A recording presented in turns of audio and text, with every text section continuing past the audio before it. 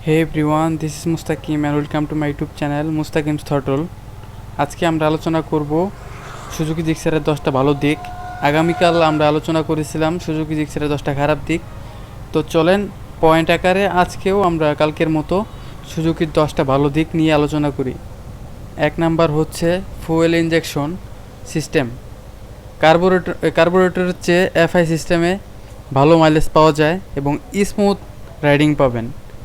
দ্বিতীয়ত ভালো ব্রেকিং, সামনে ও পিছনে দুদিকে ডিস্ক ব্রেক আছে, তাই ব্রেকিং কন্ট্রোল অনেক ভালো, যেটা আপনারা সিটি এবং লং রাইডে খুবই কনফিডেন্সলি রাইড করতে পারবেন ডাবল ডিস্ক ব্রেকের সাথে।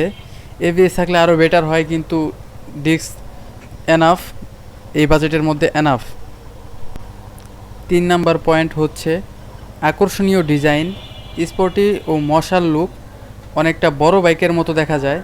পিছন থেকে বোঝা যাবে না যে এইটা জিক্সার এসএফ নাকি জিক্সার, কি অনেকটা বড় বাইকের সাথে তুলনা করতে পারবেন এই বাইকের উচ্চতা এবং রাইডিং স্টাইলের সাথে। 4 নাম্বার পয়েন্ট হচ্ছে digital meter, full digital speedometer, gear indicator show করে, ট্রিপ মিটার দেখা যায় এবং ঘড়ির টাইম সহ টুকটাক যা যা প্রয়োজন তা বলতে গেলে এই মিটারের মধ্যে সব কিছুই সুন্দরভাবে ফুটিয়ে তোলা হয়েছে। 5 নাম্বার পয়েন্ট হচ্ছে ভালো মাইলেজ। এফআই সিস্টেম থাকার কারণে 45 থেকে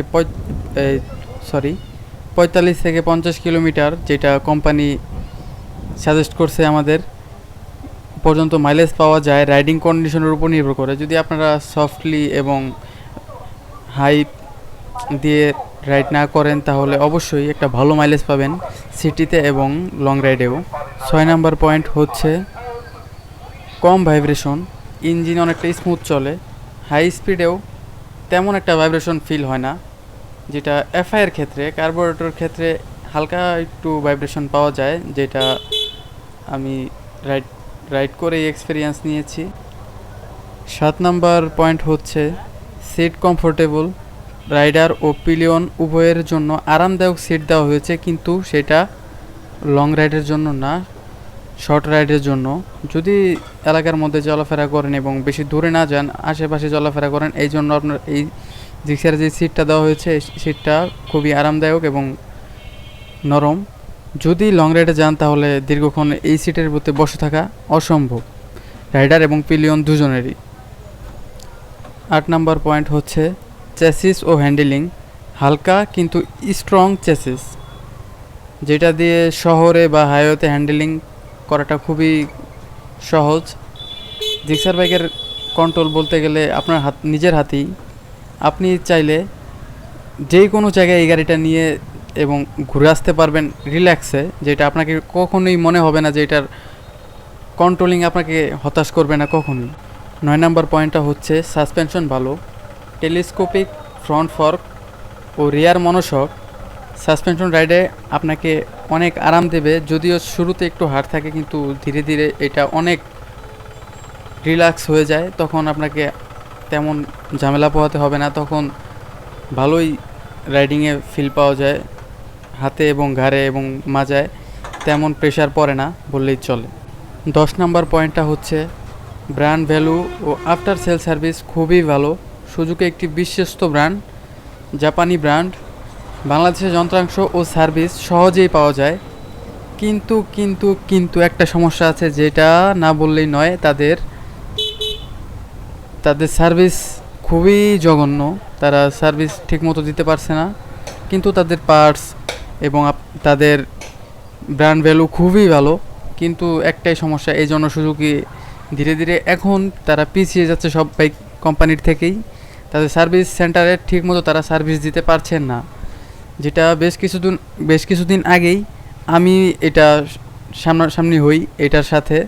এতদিন শুধু শুনতাম, কিন্তু নিজের চোখে দেখার সৌভাগ্য হয়েছে এবার আমার থার্ড সার্ভিস দেওয়ার সময়। তারা আমার বাইকটাকে যত্ন সহকারে সার্ভিস তো করে দিলই না, বরঞ্চ তারা একটু কী বলবো, বলার মতো ভাষাই নেই, গাড়িটা ঠিকমতো ধরেও দেখে নেয়, শুধু একটু আপনার এয়ার ফিল্টার এবং সামনের ব্রেক প্যাড এবং পিছের ব্রেক প্যাড জাস্ট এগুলাই একটু ঘষে মেজে ক্লিন করে দিছে, এই জাস্ট এইটুকুই দেখলাম।